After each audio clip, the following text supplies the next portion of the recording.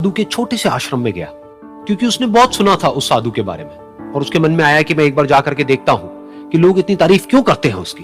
तो जब वो उस आश्रम में गया तो वहां पर एक छोटा सा कमरा था जहां पर एक कालीन बिछा हुआ था।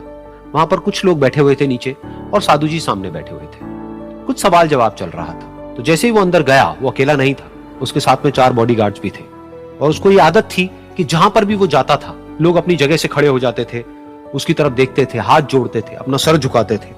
लेकिन यहां पर ऐसा कुछ भी नहीं हुआ। साधु ने उसकी तरफ देखा तक नहीं क्योंकि वो साधु किसी के सवाल का जवाब दे रहे थे। लेकिन नेता को इस बात पे गुस्सा आ गया। नेता को लगा कि ये मेरी बेइज्जती है।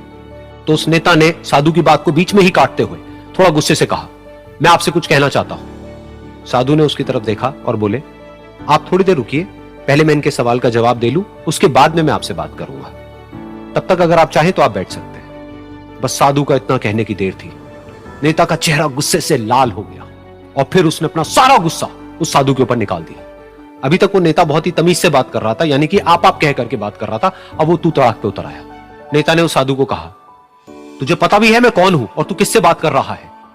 साधु ने उसकी तरफ देखा और कहा, मुझे इससे कोई फर्क नहीं पड़ता कि आप कौन हैं, लेकिन आप जो कोई भी है, अगर आप चाहते हैं कि मैं आपके सवाल का जवाब दूं या आपसे बात करूं तो आपको कुछ देर रुकना होगा। और साधु के ये कहते ही नेता गुस्से से पागल हो गया और वही सबके सामने चीखने चिल्लाने लग गया, अब मैं तुझे तेरी असली औकात दिखाऊंगा। तूने मुझसे पंगा लेकर के ठीक नहीं किया है। तुझे पता भी है मैं तेरे बारे में क्या सोचता हूं। साधु ने फिर से उसकी तरफ देखा और बड़े ही प्रेम से कहा कि मुझे इससे कोई फर्क नहीं पड़ता है कि आप मेरे बारे में क्या सोचते हैं। आप जो चाहे वो मेरे बारे में सोच सकते हैं। फिर उस नेता ने बोला कि तू चाहे सुनना चाहता है या नहीं, लेकिन मैं तुझे बताऊंगा यही सबके सामने कि मैं तेरे बारे में क्या सोचता हूं। तू एक बहुत ही घटिया इंसान है। तू कोई साधु नहीं है, तू एक ढोंगी है, पाखंडी है और यहां पर जितने भी लोग बैठे हैं उन सबको बेवकूफ बना रहा है। तेरा बस एक ही मकसद है कि इन लोगों की जेब में जितना भी पैसा है वो सब तेरे पास में आ जाए। तू अपने फायदे के लिए इन लोगों का इस्तेमाल कर रहा है और अब मैं तुझे नहीं छोड़ने वाला। तेरा पर्दाफाश करके रहूंगा पूरी दुनिया के सामने। लेकिन उसके इतना बोलने के बाद भी उस साधु के चेहरे पर हल्की सी मुस्कान बनी ही रही। ये देखकर वो और तिल मिला गया और उसने कहा, अब बहुत हुआ, अब मैं यहां 1 मिनट भी नहीं रुकने वाला। लेकिन अभी भी तेरे पास में मौका है। अगर मुझसे माफी मांगनी है या मुझसे कुछ कहना है तो कह सकता है। इतना सब होने के बाद भी साधु बिल्कुल शांत था और उनके चेहरे पर एक मुस्कान थी। उन्होंने अपनी आंखें बंद कर ली। फिर साधु ने अपनी आंखें खोली, हाथ जोड़े और कहा कि मुझे आपसे कोई गिला शिकवा नहीं है। मेरे मन में आपके लिए कोई भी गलत ख्याल नहीं है। जो भी आपने मेरे बारे में कहा वो आपकी अपनी सोच थी। तो मुझे आप में कोई भी बुराई नजर नहीं आती है। मुझे आप एक बहुत ही भले इंसान लगते हैं। और साधु के इतना कहते ही नेताजी का दिमाग 7वें आसमान पर पहुंच गया। उनके चेहरे पर एक अजीब सी खुशी थी क्योंकि उस साधु ने वो ही कहा जो बाकी सब लोग उस नेता को कहते हैं। और वो खुशी खुशी उस आश्रम से अपने घर की तरफ चला गया और जा करके अपने पिताजी के साथ में बैठ गया। उसके पिताजी की आंखें बंद थी और वो ध्यान में थे। पूरी जिंदगी उन्होंने सिर्फ लोगों की सेवा करी और बदले में कुछ भी एक्सपेक्ट नहीं किया।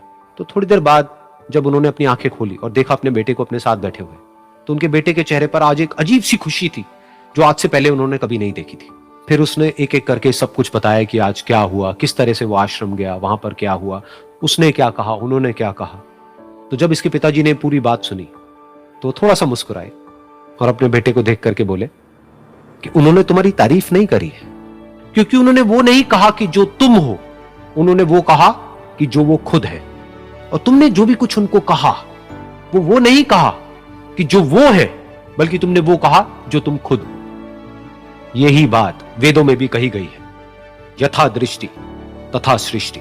ये दुनिया तुम्हें वैसी नहीं दिखती है जैसी कि ये दुनिया है। ये दुनिया तुम्हें वैसी दिखती है जैसे तुम खुद हो। जिसकी नजर जैसी है उसके लिए ये दुनिया वैसी ही है। तो अगर तुम अपनी दुनिया को बदलना चाहते हो तो उसका सिर्फ एक तरीका है, अपनी नजर को बदलो।